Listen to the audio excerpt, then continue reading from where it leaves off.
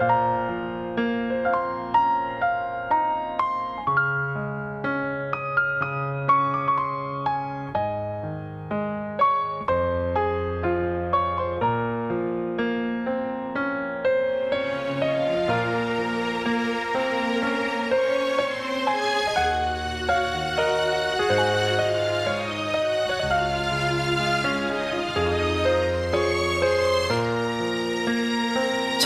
មនុស្សស្រីធម្មតាទៅណាក៏មិនបានឆ្ងាយមិនស្គាល់សប្បា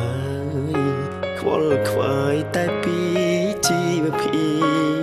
ពគ្មានខោអាវល្អឋានៈអ្នកក្រតូចទីមិនអាចប្រៀបធៀបនឹងអ្នកមានស៊ីវិល័យតែជាមនុស្សម្នាក់លះបង់គ្រប់ពេលវេលាដើម្បីកូនភ្ងា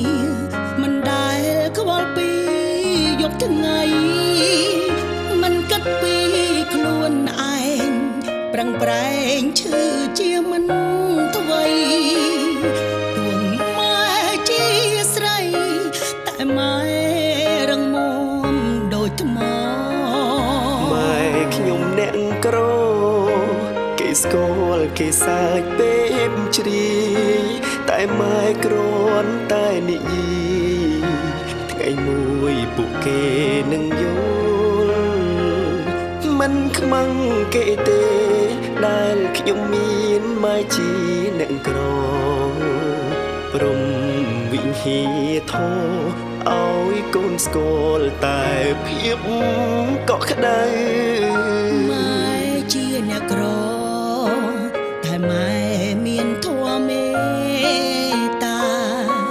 ទឹកចិត្តកម្មរណា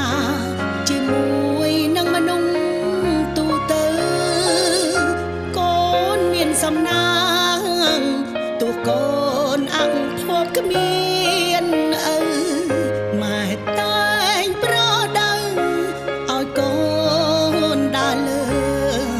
ផ្លូវល្អ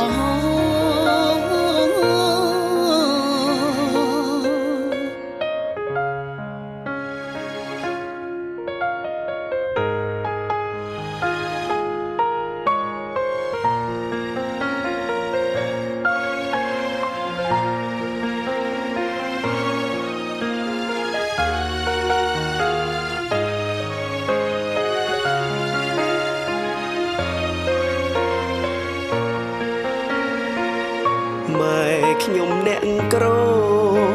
គេស្គាល់គេសើចពេបជ្រាយតែម៉ែគ្រាន់តែនិយាយថ្ងៃមួយពួកគេនឹងយល់មិនខ្មាំងគេទេដែលខ្ញុំមានម៉ែជាអ្នកក្រព្រមវិហាធម៌ឲ្យកូនស្គាល់តែភាពកក់ក្ដៅម៉ែជាអ្នកក្រតែម៉ែ